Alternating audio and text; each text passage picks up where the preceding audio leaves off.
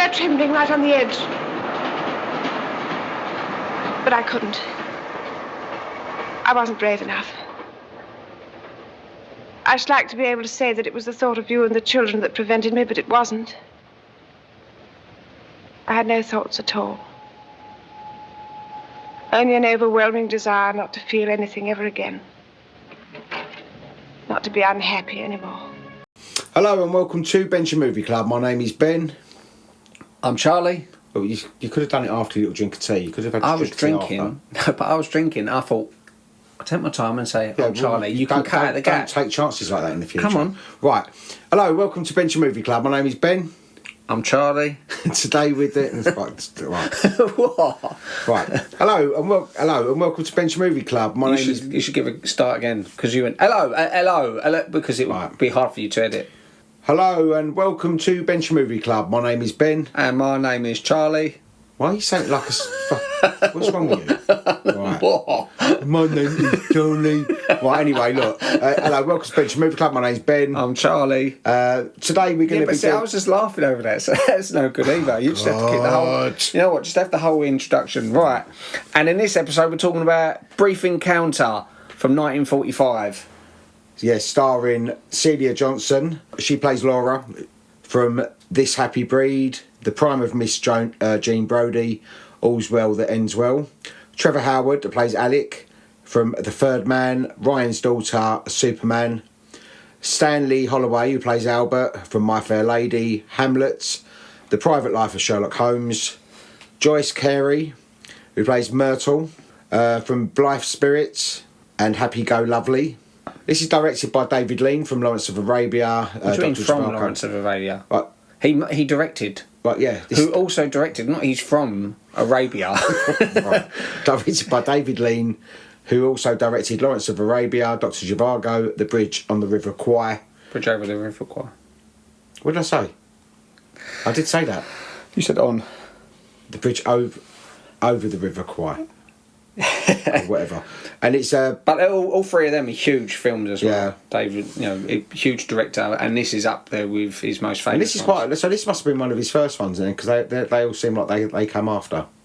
The story is about a married woman who meets a married man in a railway station, and they slowly begin an affair, and a kind of affair, yeah. An emotional affair. Yeah, it's very like an emotional kind of affair, and it's just basically that's the story really. It sort of plays out, and obviously they both feel very guilty about it.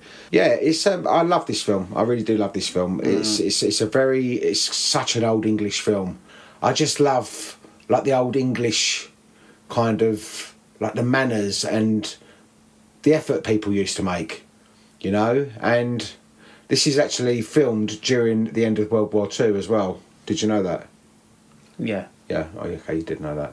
Yeah, I just love it. I just think it's a lovely film. It's just something about old black and white films that it takes you to a completely different place. It's just magical because it's never going to be like that again. It's so different to what life is like now, and it is proper escapism. It's almost like when you watch a Disney film, like one of the old Disney films. It's an escapism. It takes you to a different place. That's the same with old black and white films for me, especially the old black and white romantic kind of films. Right, had you ever seen this film before? No, I haven't seen it. No. And so, what was your opinion of the film? I liked it. Oh, you did like it, yeah? Oh, yeah, no, I really liked it. Yeah. What I liked about it, like you said, it was old British, the sensibilities of the people. I like the manners, the way people speak and how proper they are, and it's old. And, you don't want to say things like traditional values because people think, it means like go back to the old ways, like almost as if it's offensive, like a pro-British thing. But it's not. It's just I liked that kind of politeness, people wearing suits and hats. Yeah. And the way they speak. Yeah.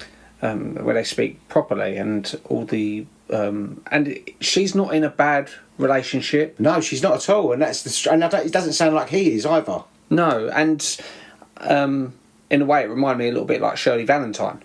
But it's more localised and obviously is not as common as what Shirley Valentine was. And this woman, it was a realistic relationship in a sense, you know, it weren't like she was being a slut and no. the other guy, you know, it was like she fell for him over time. And she sort of and didn't same realise. with him with her. Yeah. And I liked that they never sort of consummated their affair. You know, they never slept I couldn't together. remember if they did or not until I see it again. No. So I watched it again last night because I always thought, I know they go to the flat, and I thought, does it sort of go sort of dark and then it sort of so it sort of it suggests they do. Yeah. I think it automatically. I don't know if it suggests that with all the tunnels and the trains, something says that's like a metaphor. No, I or don't think something. that is. I just think that's sort of just It's an showing innocent a time. Yeah, because it's like, whenever she comes home, her husband's doing the crossword all the time. I thought that like a modern equivalent of that is a woman coming home and her husband's playing his Xbox or his PlayStation all evening. Just sort of sitting there going, yeah, he's not being horrible. He's chatting to her, but it's like they've already decided that they're sort of content in their places, you know. And it sort of highlights the danger of being attractive and content, because she's an attractive woman, but she's sort of like bored with life. Again, she didn't realise she was. No, but again, it's like Shirley Valentine, and this doctor comes in, who it's not as drastic as saving her life, but getting the glitter from her eye, that sort of sparks it. That's like the little spark. She thinks, that was nice of him. What a pleasant gentleman. And it's very slow build up, because then she sees him in the street and hello, then she sees him and she's having something to eat and he goes, there's no other spaces, do you want to sit here? It's a very slow build up. It's just a friendly thing, and all of a sudden feelings start to develop, and it's hard to sort of then pull away from that, because then they start thinking about each other. Like, she looks and sees, that's his train, and things like, and she's thinking, why am I thinking like this? I do like the fact that she's sort of, her dialogue all the way through it, like she's reading her thoughts, like she slags off everyone. She goes, that woman, dreadful woman, I just wish she'd die, and all this kind of stuff. She says, no, I don't mean that. And she goes, the one with and says about, the woman in the cafe, the one with the real wretched voice or something like that. I don't know what she says, but she's sort of always sort of bitching about someone in her brain, you know, which I like all that. Yeah. No, I like that, and again, that's I think what made me think of Shirley Valentine as well, because where she's constantly communicating, like she does the fourth wall, but this one it's all in her head. Yeah. See, I like it as well. I think what it is, it's 1945, and I'm thinking, so this is sort of like that would be like sort of Nan and Granddad's era. Both, our grandparents. It's like, you think that's the kind of world they lived in. That was their youth. See, what I liked as well, because having a little snapshot of what England was like back then. That's why I like the fact it's an English film, because you get an idea of it. Yeah, but some of the things they took for granted, like as well as everything being all sort of like proper upmarket, when they're eating that place and there's a live band playing, and no one's sort of batting an eyelid, they're just like, carrying on with their business. So it must have been commonplace that you have these genuine musicians playing everywhere, whereas now it would just it'd be nothing. Yeah, no, I mean, so I'm glad you liked it. So I thought you would. I thought that you'd have the best, because I know then when I started watching it, I thought he's going to have a massive problem with this because of the affair. You've always made such a thing about, I don't like with affairs. But I think it's just a matter of... Well, you make a big deal about octopuses getting eaten. Yeah, because so we've all got our thing. I didn't like that film, did I? No, but the thing is with this, it's like I thought, I don't know if he's going to like it or not. I think he's going to come and go, because this. No, but this is the thing. I haven't got a problem with affairs in films. What I have a problem with is when they make out as if the affair is completely justified when it's not. Or it's people don't get their comeuppance from it, or people just sort of like they laugh at one side of the injured person, you know, or they try to justify it by making the cuckolded husband or the cuckolded wife horrible. Being horrible to you, stained like Greg out of Wedding Singer, something like that. Yeah. Whereas with this, I like how delicate they handled it, because it's not like she was running for the affair. She just found herself, and the way she was fighting it in her brain a lot as well. And when she's speaking all the way through it, I think why this film done so well is because, again, it's something that resonates with people. There's probably those people been in that situation, had no one to talk to, and they get to see this woman speak their thoughts. Think, oh my God, I'm in that exact situation. I want to see what she does about it. And then she gets off that train at last minute, and she's sitting there and she's going to that woman's going, yeah, and she's sitting there going, I wish she was a friend that I could trust. I wish I could talk to you, rather than someone who's just a flaunting, But I like someone that's just a sort of a fair weather friend that I can't trust and is going to gossip. I wish you'd stop talking. I wish you'd stop prying and trying to find things out. I wish you were dead. No, I don't mean that. That was silly and unkind. But I wish you'd stop talking. My dear, all her hair came out, and she said the social life was quite horrid. I like that she never went off with the man. Yeah. In the end, that they didn't see through the affair. But it makes it in a way that it's not a happy ending. No, but either of them. It's not like as if a tragic ending either. It's literally just, this happens. Sometimes there's that person who gets away. We don't always get Hollywood endings, so that's what's really original about it. Another parallel I noticed in this with another film, which surprisingly, Pulp Fiction, because because this starts and ends with the same scene, like in Pulp Fiction does in the diner. I was going to say, what you going to say was, I wouldn't have thought decent Pulp Fiction would have really gone. No, but this is it.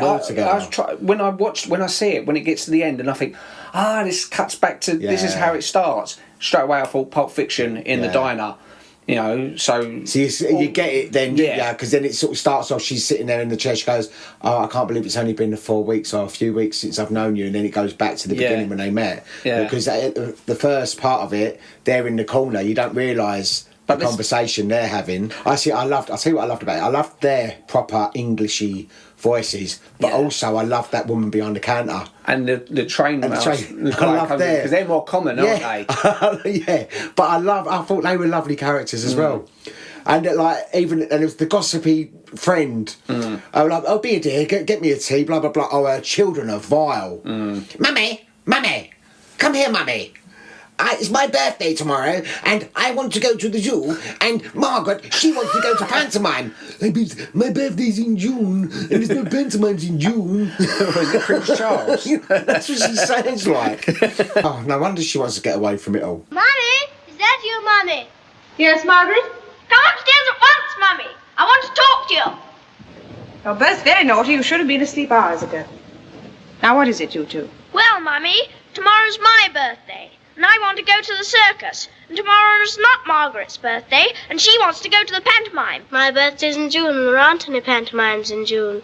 I really liked the use of Rachmaninoff's Piano Concerto No. 2, which is used for the song All By Myself.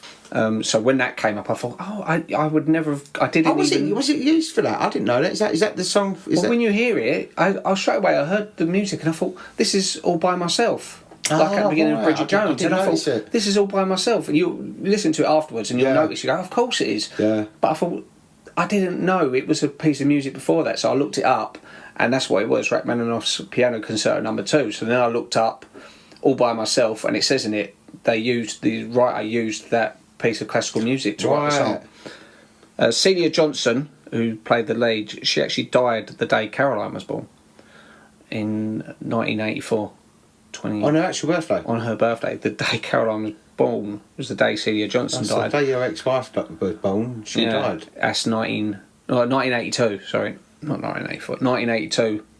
Did she die in 1982 or 1984? Yeah, 26th of July 1982.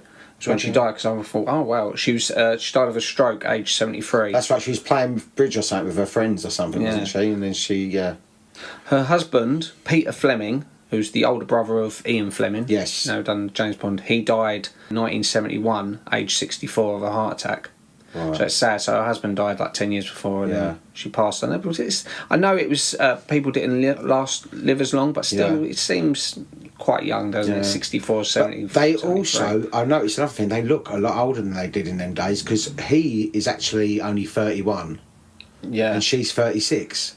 Now, I would have put them at least like in their 40s, especially him. Yeah. I mean, you wouldn't look at him and go 31, would you? No. You know, and also with her, you wouldn't say 36. But it's like, I suppose people just looked older them days. I don't know. They picked Carnworth Station to shoot the film because it was as far away from the southeast as they could, so they'd have time to switch off the lights if there was a raid. Yeah. Because, like you said, they started shooting in January 1945, which is near the end of the war, but obviously they didn't know the war was going to end, and they stopped to celebrate on May the 8th. Yeah. The scene where the friend lets him use the apartment, that was actually inspired Billy Wilder to write The Apartment. Oh, right, okay. Have you seen The Apartment? I don't know if I have, you know. It's very good. It's a good. Is it Jack Lemmon? Yeah, it's a good. Actually, considered a Christmas film as well. I forgot all about it when we was doing our Christmas list. Right, That's a very good film. You should watch that. You would like that because it's no ill will in it. It's like a nice old black and white film. Yeah. But it's basically that one scene from this expanded for a feature film. I reckon a lot of things are probably drawn from this. I mean, this is like this is one of the, you know, when they say like the 100 films to see before you die. This is one of them. And in Fools and Horses, she mentions it, doesn't she? You know, when Del first meets Raquel, and she meets him under the clock, and she goes, "Oh, it reminds me just of that film, like Brief Encounter." And he went, "Oh, I like that. Where all spaceships come down." Yeah, she goes, "No, it's Close Encounters." Yeah. But this is like, so that she's thinking that obviously the train station with the clock and all that. But also, this film was banned in Ireland because it portrayed an adulterer in a sympathetic light. Right, yeah, I could see it because it's a very religious country, obviously, loads of Catholics. Yeah. And I heard about there was an angry man confronted David Lean outside the viewing of it, and he's saying, if she cheats, then that means my wife could cheat. Yeah. Because... Was it David Lean or was it the actor? No, David Lean. It was David Lean, was it? Yeah, I wouldn't have written it down otherwise. Okay. This was alleged to be Princess Diana's favourite film. Ah, so it's funny because I keep saying about Shirley Valentine, which was Queen Elizabeth's favourite film. Yeah. Wasn't it? So there was more in common than they realised. Yeah. The train slowed down when they was filming it because the lights, they're not used to like those big sort of camera lights, so the trains would see that and they'd slow down, and they thought we need the video of the trains coming through, so they had to pass the message on to all the train drivers, don't slow down just because of those lights. So it's the only way they could get the image of the trains shooting through. Yeah, Celia Johnson was paid £12,000 for this film, which is the equivalent of $475,000 today, and Trevor Howard was paid £500. Oh. Which is the equivalent of £20,000. So she was paid 12,000, he was paid 500 quid, and they're both the lead roles. That's a bit weird, isn't it? Obviously, it was his first major film, though. But she was Oscar nominated for this, though. She was. It was her only Oscar nomination. But that's great for her, and I think she deserves it because she's a believable character, and to get someone on your side in that situation takes a lot of skill. It was also nominated for Best Director, and I don't know what that says. Do you know what it is? Well, sure, right, I don't know. No, but the 3 Oscars. Do you know what the 3 Oscar nominations? So it's nominated for Best Actress, Best Best Director, and Best... No, it's nominated for 3 Oscars: Best Actress, Best Director, Best Story, I believe. I like that there was limited locations and it was just very simple, straightforward story. Yeah. Apart from like obviously the time leap, which I said was like Pulp Fiction, but it's nice how they didn't feel they needed to have, here's the moment where he gets run over, or here's the moment when this happens. It's literally just a believable relationship, and it's relatable as well, and it shows you that it's not just arseholes who cheat. Yeah. You know, it can be. Because they're both nice people. Yeah, and exactly, and neither of them want to set out to cheat on their partners, and their partners don't deserve the cheating upon. But I think this is why, going back to that man who confronted David Lean outside, he's angry because he's thinking, no, because this is basically, they've got a better relationship. She's got a better relationship with her husband than I have with my wife. Yeah. And she's going to go cheat. My wife's definitely going to go cheat. Yeah. But you'd be surprised how many infidelities there actually happen. But sometimes the other person never finds out. Well, the DNA stuff now would screw them all up, wouldn't it? Yeah. I think there's lots of problems that's causing. I bet there's people going, oh, let's have a DNA test, and then finding out whoever they thought was their parents or grandparents ain't the case. Couple of whiskies, please. Very sorry, it's out of hours. Well, just sneak 'em to us under the cover of them poor old sandwiches. Them sandwiches were fresh this morning, and I shall do no such thing. Come on, be a sport. You can have as much as you want to after 6 o'clock. My throat's like a parrot's cage, listen. I'm sorry, my license does not permit me to serve alcohol out of hours. That's final. You wouldn't want to get me into trouble, would you? Just give us the chance, lady. That's all we ask. Just give us the chance.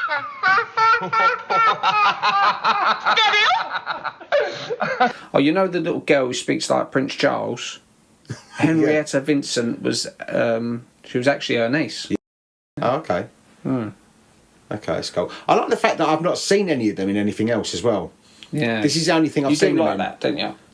I'm just saying, you've noted that a few times in ones. You like watching films where you don't know the bit, like in Whiplash, where you said, I like that they're not big names. Because I think people get used too much in films, and it's like, okay, you have your favourite actors and you want to see them in stuff, but then it becomes more about the actor rather than the story.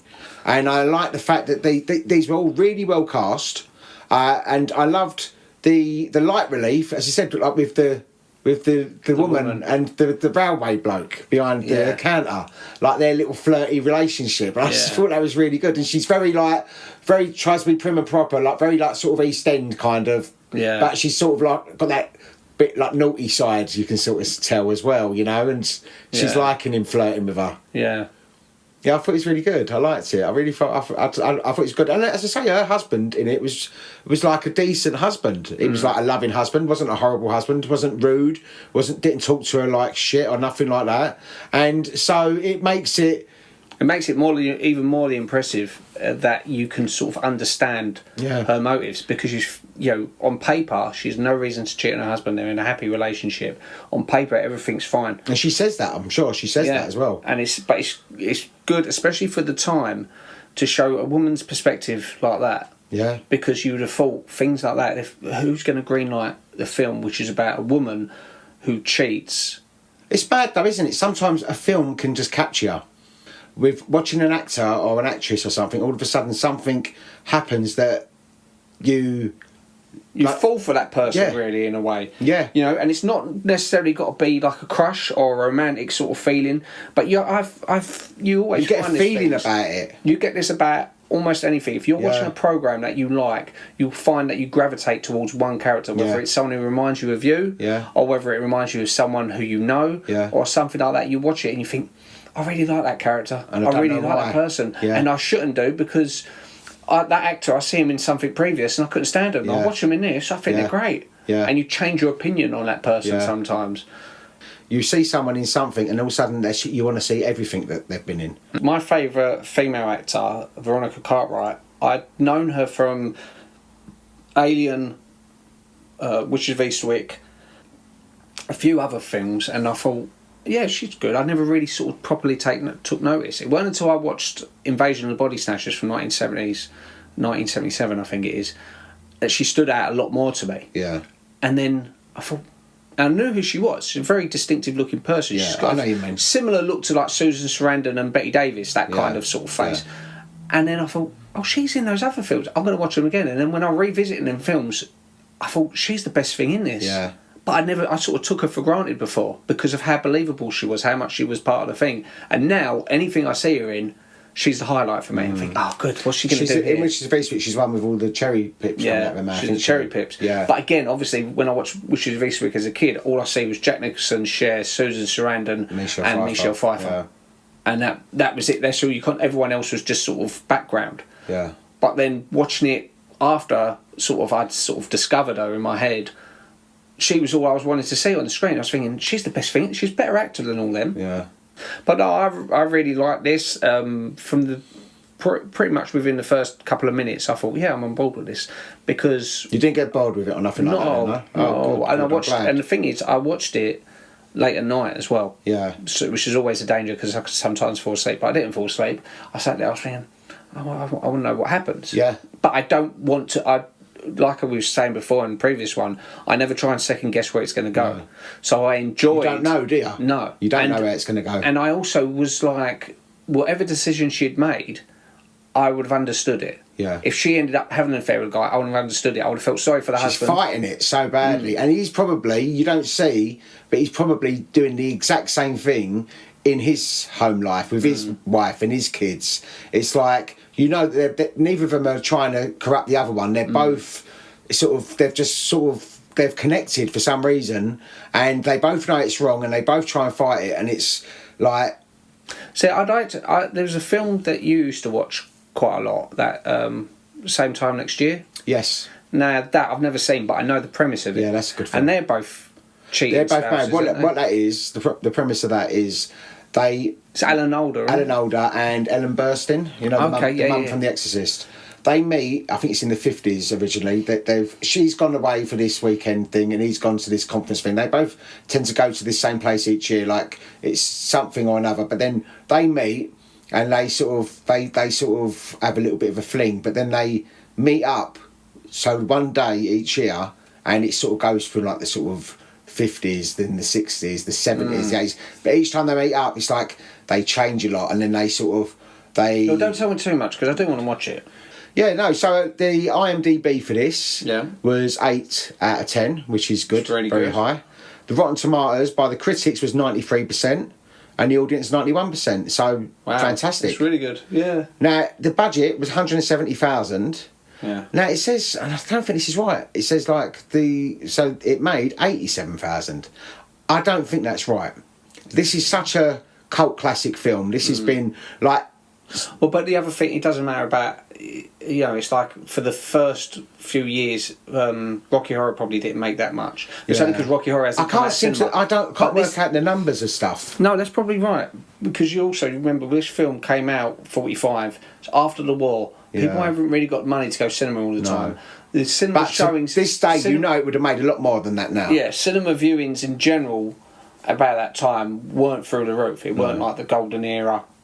It was making a comeback. And British ones as well. Yeah, British ones were hard to sort of push, but it was well received, and I think it's because it's such a truthful story. Yeah, and it's done so delicately. Yeah, it's sort of like it is sympathetically done and believable. For an old film, it's very believable because sometimes you watch these old films and you think people don't. No one spoke like that. Yeah. I love it. It feels so real. Yeah. The screenplay was adapted and based on Noël Coward's short stage play called Still Life. Stage play? Yeah. So it was like that was like I think a 30-minute thing, and it was basically so it was a shorter version of this, and then basically then the story was then pumped up for the film. So Noël Coward was gay, wasn't he?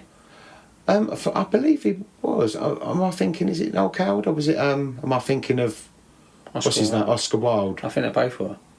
I'm pretty sure Noël Coward was gay. Yeah. I think it's a really lovely story. Sorry, I was going to make a point with that. Yeah, go on.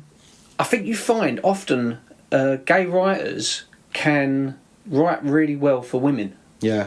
They can often write believable female characters and can write from their point of view. Because I'll tell you the reason why that probably is because they've probably grown up looking up to strong women.